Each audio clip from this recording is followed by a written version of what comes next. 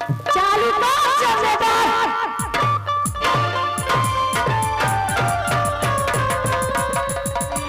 Hello, ये generator बढ़िया बोकरा से ज्यादा वोल्टेज पे।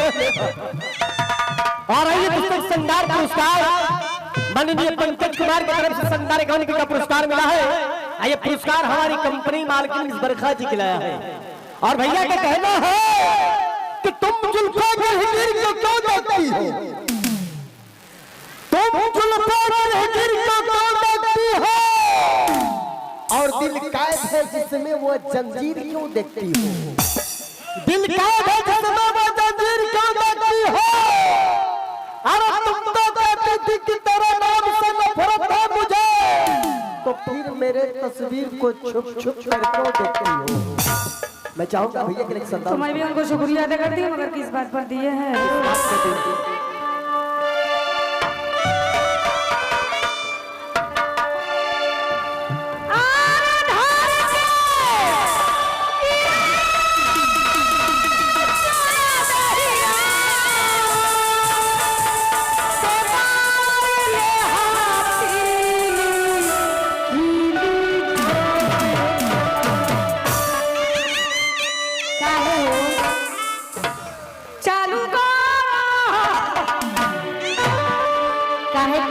मरबू बड़ी दुख में बनी हो। का हो गई हो?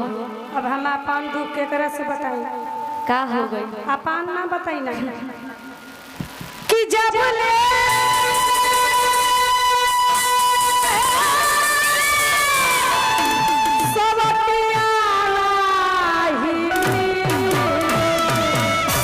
सवतिया हाँ कहाँ भी हो? कौमी बहा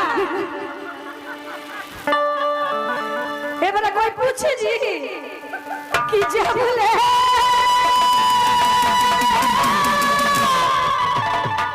बोल सवतिया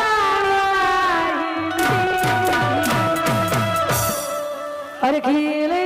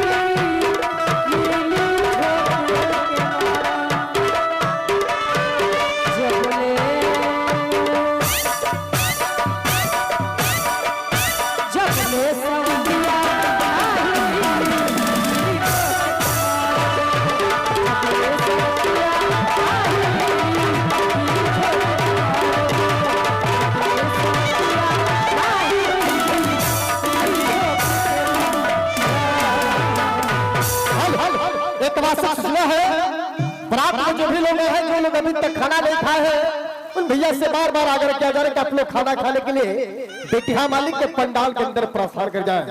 बारात में जो भी लोग हैं जो लोग अभी तक खाना नहीं खाए हैं उन भैया से बार बार आग्रह किया जा रहा है कि आप लोग खाना खाने के लिए बेटिया मालिक के पंडाल के अंदर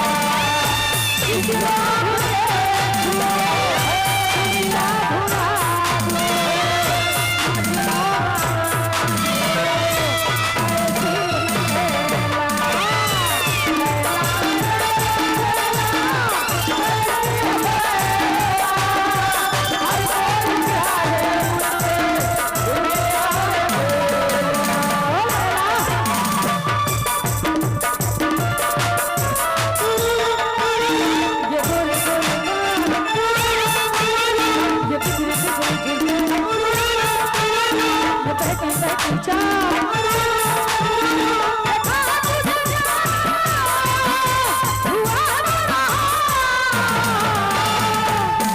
ये काली काली यादें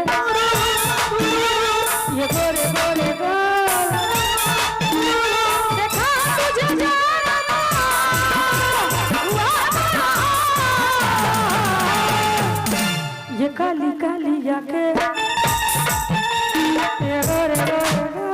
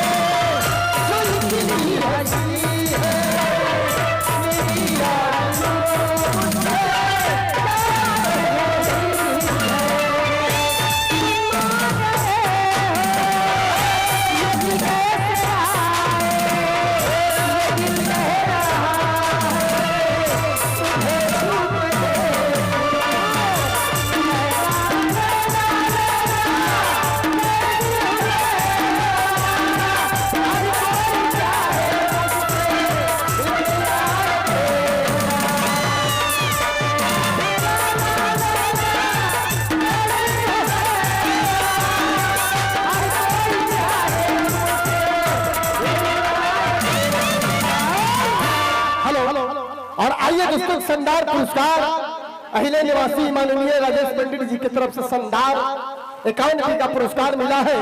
उन भैया को हमारे और हमारी कंपनी की तरफ से लाख शुक्रिया है। और मिस बरखा जी भैया का कहना है जी कि हमारा प्यार हद से ज्यादा हद प्यार हो गई, तबे ना हमारे इंतजार बेकार हो गई। अच्छा हमारा प्यार हद से ज्यादा हद प्यार हो गई, तबे ना हमारे इंतजार बेकार हो गई। आज जब हमारा के देखैले रहू हरियर झंडी, तब पे दूसर गाड़ी कैसे पार हो गई। तो मैं चाहूंगा अहिला निवासी माननीय राजेश पंडित जी के लिए शानदार शुक्रिया अदा फरमाएं। हाँ हाँ आई बिना